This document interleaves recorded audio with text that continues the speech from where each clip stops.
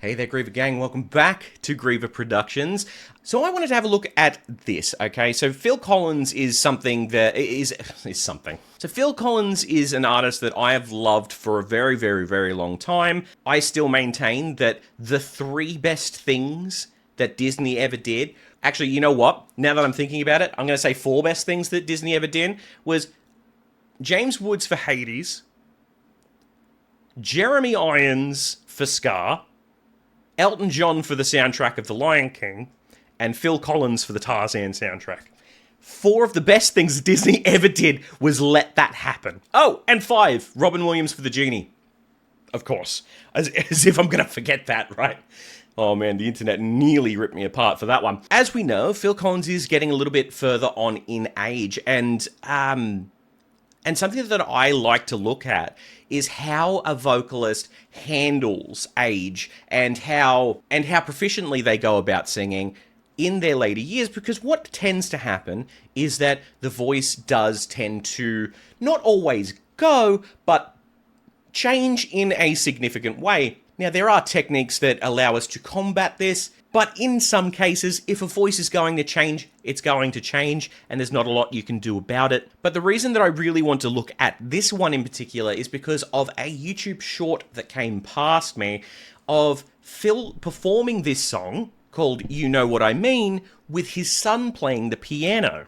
Another part that I found interesting was the fact that while Phil was singing, he was sitting down and still hitting these notes incredibly well. So I want to have a look at this and see exactly what's going on in this one from start to finish. So before we begin, please do leave a like on the video. It really does help. If you have not subscribed, I'd highly appreciate it if you did so. But without any further ado, let's have a listen to Phil Collins singing You Know What I Mean live with his son playing the piano. Oh, his son's name is Nick, I believe, as well.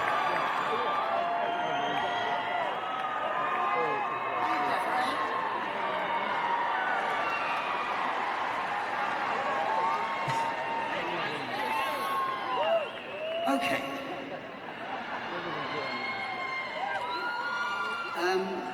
When we started talking about doing some shows, which was a couple of years ago now, he was 16, and he thought it was a good idea. How old is he now? Heard some of Dad's old records.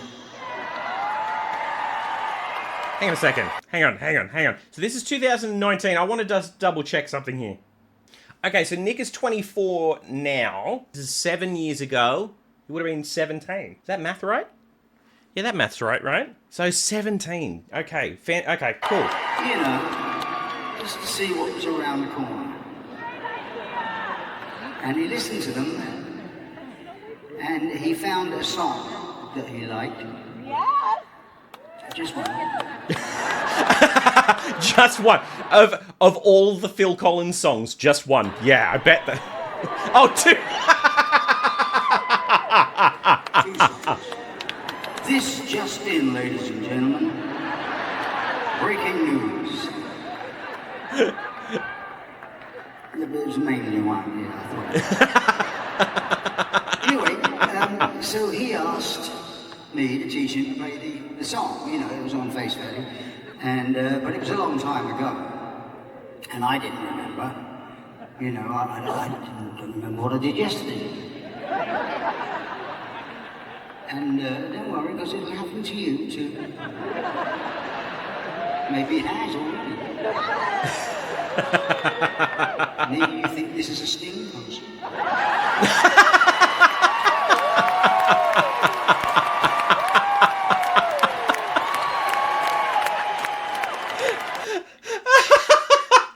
Okay, all right. This is quite funny.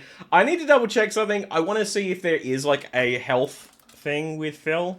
Okay, from the way that he was talking, I wasn't sure if it was like an Alzheimer's or dementia onset sort of thing. I'm glad that that's not the case. I just did a bit of Googling. According to the AI overview, which we all know on this channel, we take with a grain of salt here. He was in hospital, but it was for knee surgery. So nothing life-threatening. And I hope it stays that way for quite a while. No, you've upset me now. Anyway, he taught himself this song on the piano, and I taught myself the lyrics again. Because it was a long time ago. And we're going to play it for you tonight.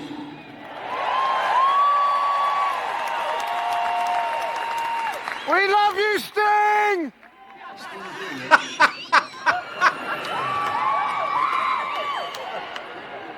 No, I'm just kidding, he's not coming. No, I'm seriously kidding. Okay, and it's not a very long song, so if you don't like it, it's going to be over soon.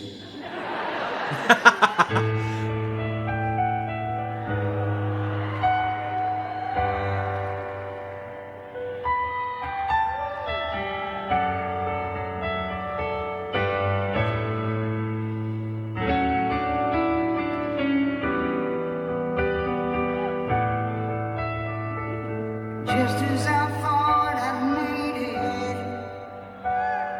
Wow. You woke up to my life, just like you never left. Just as I long to belong with you. Wow. You call up to tell me you're not sure if you're ready. Are you ready or not? You take what you got and you leave. Only me alone with my heart. Putting the pieces back together again. Just only me alone with my dreams. Wow, wow, wow. Without you, you know what I mean. Okay.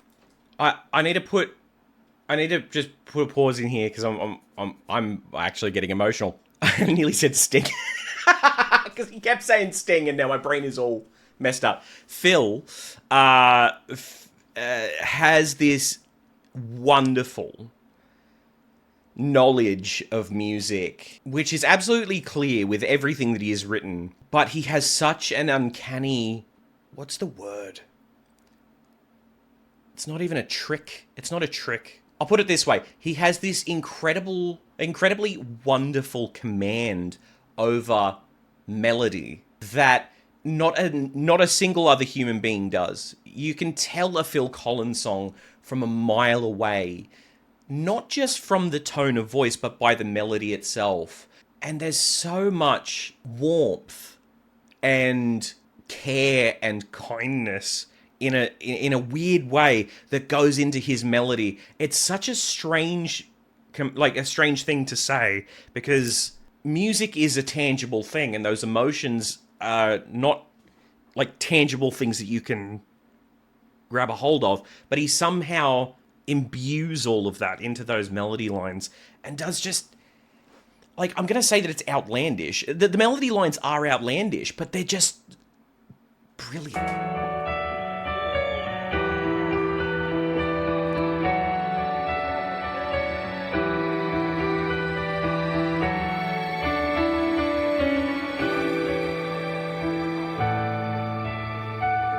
Wish I could write a love song to show you the way I feel. Seems you don't like to listen, or like it or not. You take what you got and you leave. Only me alone with my heart, putting the pieces back together again. Just leave me alone with my dreams. You've taken everything else. You know what I mean.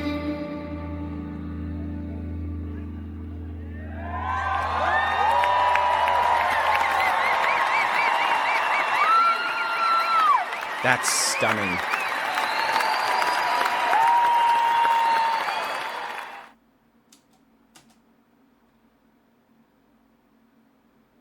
God, that's beautiful.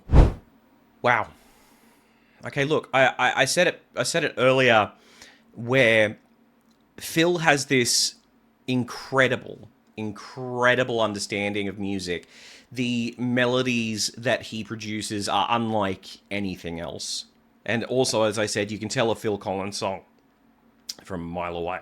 There's something to be said here for this being 7 years ago. Phil's 74 now? Is that what I read? Sorry. Okay, he's 74. He'll be 75 on the 30th of January. Oh, that's very interesting. It's very close to his birthday. So being 7 years ago, hang on a second. I've just done some math, right? So if he's 74, his son's 24. He was 50 when he had his son. And this is going to sound like I'm throwing shade, and it's not. It's not that at all. Interestingly enough, so there's 30 years between my parents and me, and generationally, already, we're kind of into very different things musically. I grew up with a lot of the music that they listened to, and I grew up in a very musical household. They were playing music all of the time. But if they were an extra 20 years older, that would have put them in another generation entirely. General kind of consensus, and not to say that this is a very gross generalization, and do take this with a grain of salt. But what happens in a lot of cases is that, you know, with older parents, actually it happens with all parents, but especially with older parents, the kids kind of look at what the parents are into and just go, I want nothing to do with that. So the fact that Nick looked at his father's music and went, yeah, this is awesome, and I want to play this stuff, that's awesome. Like, that's got to be heartwarming for Phil, right? Like, it's heartwarming for me. I was crying not just at the beauty of the song, but because the two of them were performing this together. That's a whole other level. But also, he would have been 17 at this point. Phil would have been 67. The son would have been 17, thereabouts. And 17, 18, thereabouts. And for somebody that young to be as talented as this as well, that's also got to, you know, that's got to warm Phil's heart for sure. Yes, near the end of the song, I'll address the elephant in the room. There were a couple of notes that Phil didn't quite get, right? But I don't care. And the reason that I don't care is because, first of all, my philosophy on music is it's how you end the night that counts.